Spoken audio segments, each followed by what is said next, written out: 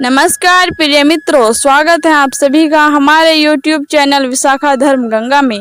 दोस्तों, क्या आप जानते हैं कि हरियाली तीज क्यों मनाते हैं?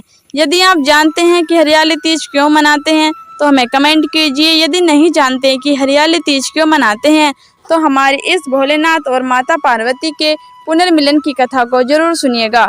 चलिए शुरू करते हैं आज की यह कथा। श्रावण मास के शुक्ल पक्ष की तृतीय तिथि को हरियाली तीज मनाई जाती है। इस दिन महिलाएं अपने पति की लंबी उम्र और अखंड सौभाग्य के लिए 16 श्रृंगार कर माता पार्वती और भोलेनाथ को पूजती हैं। शिव पुराण के अनुसार यही वो दिन है जब भगवान शिव और माता पार्वती का पुनर्मिलन हुआ था। हरियाली तीज को लेकर एक पौराणिक कथा प्रचलित है जो हम आपको यहाँ सुना रहे हैं।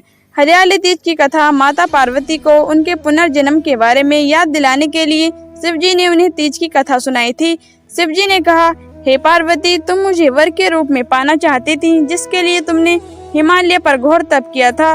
तुमने सर्दी, गर्मी, बरसात आदि सभी कष्ट भी सहे। इससे तुम्हारे पिता बेहद दुखी थे। विष्णु भगवान के भेजने पर देवर्षि नारद तुम्हारे यहाँ आए और उन्होंने तुम्हारे पिता से कहा कि विष्णु जी आपकी पुत्री से विवाह करना चाहते हैं, इस पर अपना मत दे। यह सुनकर पर्वतराज बेहद खुश हुए और वो अपनी पुत्री का विवाह विष्णु जी के साथ संपन्न कराने को तैयार हो गए। यह समाचार नारद जी ने विष्णु जी को दिया, लेकिन जब यह बात तुम्हें पता चली तुम व्याकुल हो उठी, क्योंकि तुमने मेरे लिए घोर तप किया था और मुझे मन ही मन अपना पति मान चुकी थी।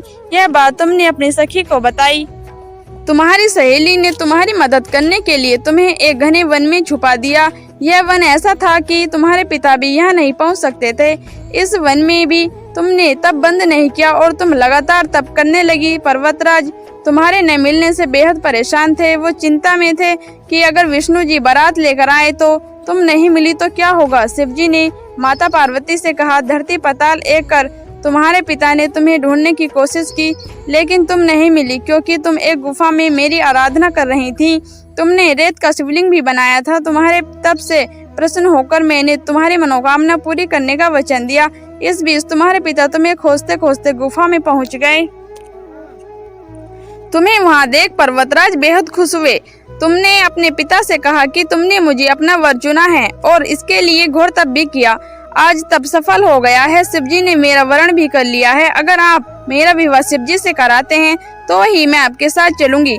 तुम्हारी बात सुनकर वो मुझसे तुम्हारा विवाह कराने के लिए तैयार हो गए। इसके बाद उन्होंने हमारा विवाह विधि विधान के साथ संपन्न कराया। हे पार्वती, जिस तरह तुमने मेरा कठोर व्रत किया और हमारा विवाह संपन्न हो सका है, उसी तरह अगर कोई स्त्री इस व्रत को पूरी श्रद्धा और निष्ठा से करेगी तो मैं उसको मनोवांछित फल प्रदान करूंगा।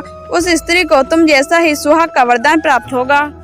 दोस्तों, अगर यदि आपको हमारी यह कथा माता पार्वती और भगवान भोलेनाथ की कथा अच्छी लगी हो तो वीडियो को एक लाइक और चैनल को सब्सक्राइब जरूर करें और कमेंट में हर हर महादेव जरूर लिखें। हर हर महादेव।